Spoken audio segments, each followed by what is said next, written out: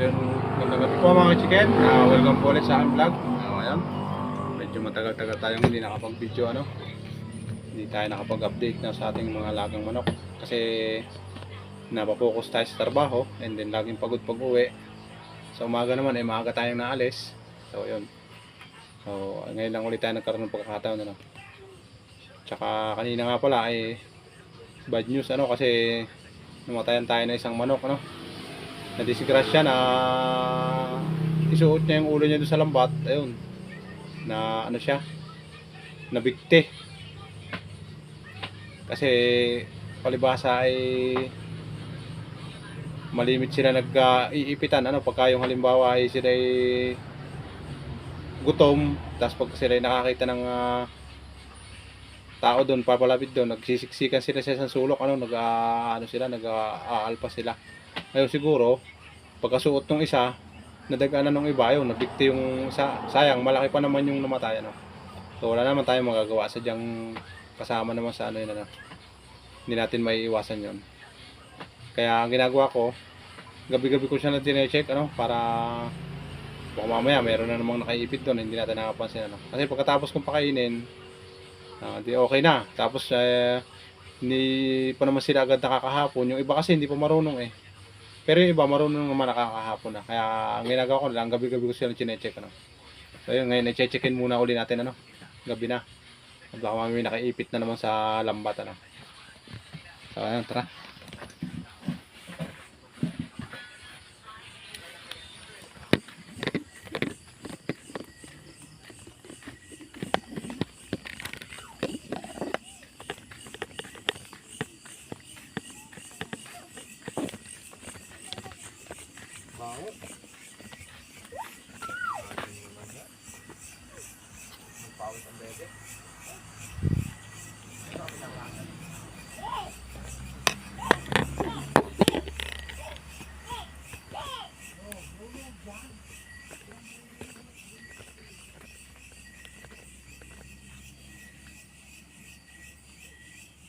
So ayun, okay naman sila mga nakahapon na.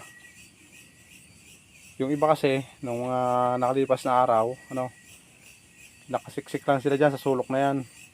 Lang sila, hindi sila nakakahapon pa. Pero ngayon medyo nasasanay na sila Ayan, sumusuot sila dito sa lambat na ito kasi dito sila sa ilalim sumuot. Siguro nagsiksikan, ayun, hindi na nakalis yung isa, nabikti na kasi medyo may na sila medyo may mga palong na sila. Ayan ayun, yung ganyang malaki may palong na, hindi agad nakatanggal dito sa lambat, and then dagdag mga kasamahan ayun, nalaglag pa yung isa. So ayan, iakit lang natin kasi pagkaga na rin malanggam yung kanilang sahig kasi may mga tapon-tapon na pakain nilalanggam. Mamaya mapagkagat ng langgam, magka-diferensya na naman. Ayan, iakit lang natin ang ganito. Halika na, huwag na kasing bumaba. Itong isa ayan. Ayan, tatanggalan ko na ng ilaw kasi pag maliwanag ay talagang sila, nababa sila pag maliwanag.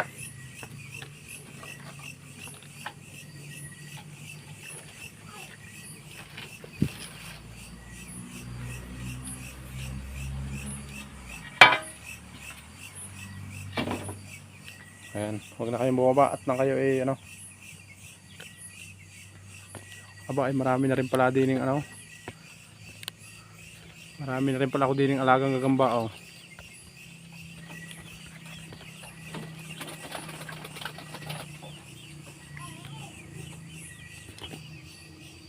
ayan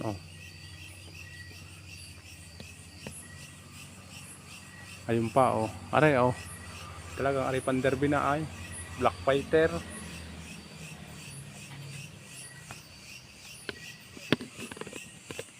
Dati pa ilan lang siya, pero ngayon marami na ari pa. Ayan dati maliliit lang sila, bakit dito na nagsipaglakihan. Hari pa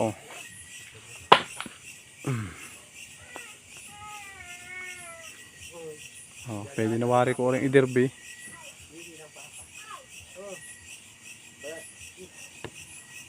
So yun, meron pa dong isa oh.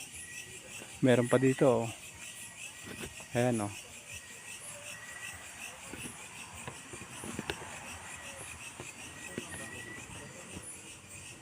Meron pa rin wari ko dito yo, meron pa rin isa doon.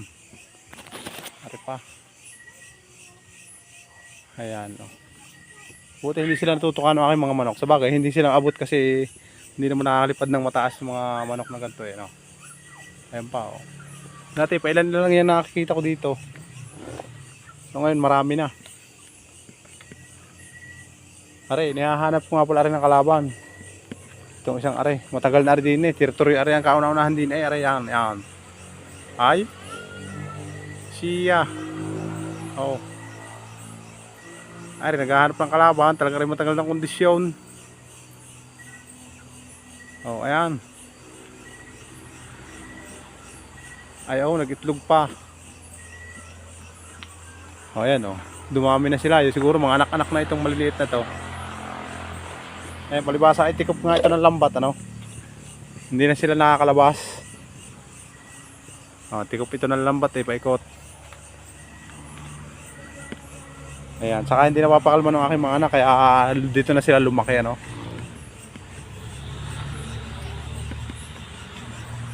So, yung ating mga, ano, breeder. Ayan, lagi ko silang binibilang kasi baka mamaya ay nakakain na pala ng sawa, ano? Kasi dito sa aming, dito sa aking, ano, pwesto sa aking alagang ari ay kabila na kasi dito ay bangin na. Ayan o, mga magubat.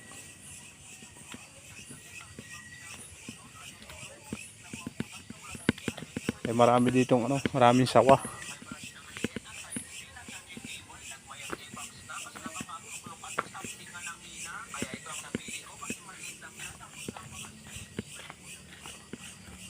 So yan, kaya lagi ko silang chinecheck na lang sa gabi, ano, para maiwasan natin yung mga ano,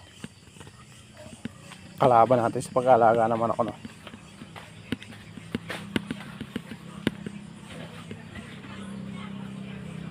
So yan lang po, thank you.